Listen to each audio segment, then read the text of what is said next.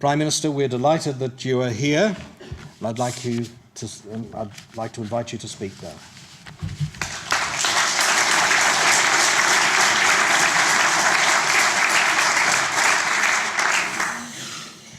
Kia ora tātou. Good morning. Can I just start by acknowledging the Vice-Chancellor of Victoria University, Pat Walsh, and thank you for the opportunity to be here today. I'd like to acknowledge the Rotary clubs that is here of Wellington. The Rotary Club, if I could just start with them, Rotary around New Zealand and around the world are an amazing organisation, and their motto is service above self, and they demonstrate that in everything that they do. And if you look at some of the projects that the Rotary clubs embark upon, they are truly remarkable both at a community level and at a global level. And so you're probably aware the Rotary clubs around the world have been uniting to try and deal with the issue of polio and to find and eliminate that disease. And along with the Bill and Melinda Gates Foundation, they have been making a remarkable contribution to the point now. I think there are about 3 countries in the world that still have polio. But it's a sign and example of the strength of the organisation that they can tackle such a large issue and hopefully free the world from that. I also want to take a moment, if I can, just to reflect on Sir Paul Callaghan, whose name sits at the top of these awards. Sir Paul was, as Hewitt pointed out, a truly remarkable and gifted New Zealander, and his loss is sorely marked by New Zealanders.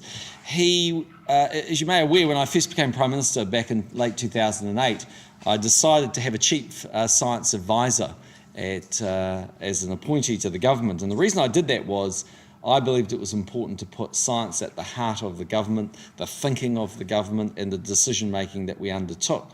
And so there were really only 2 people that probably could have been considered for that role at that particular point in time, Sir Peter Gluckman and Sir Paul Callaghan.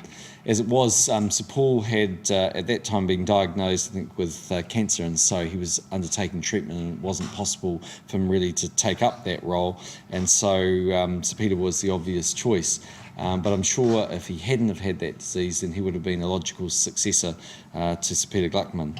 He was a remarkable man in my view, and I had the opportunity to hear him speak on numerous occasions.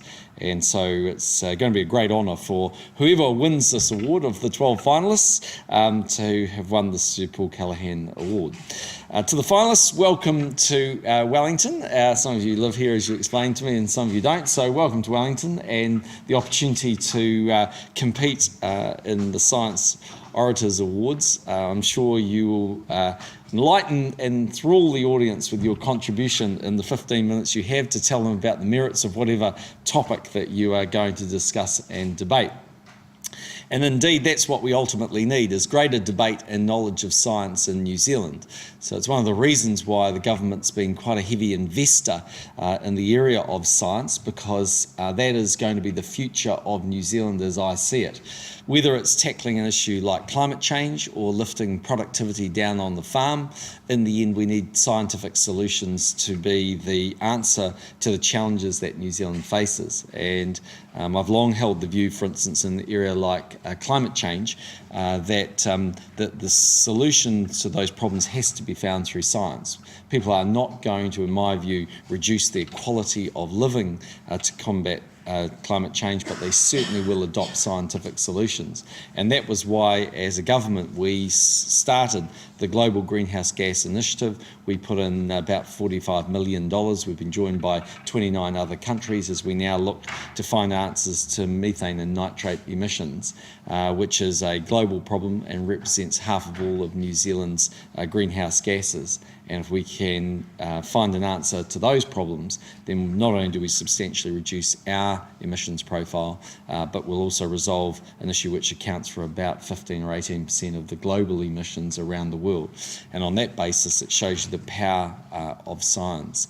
So it's we're in for I think for a pretty fascinating day. So good luck to all of you. I know you get $1,000 for turning up, which is pretty good. We won't charge you GST on that or anything like that. Or tax you, I'm sure it comes under some category that is okay, and $5,000 for the winner.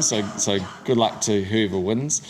I must admit, I like to read The Economist every week because in my job, it pays to know what's going on if you can.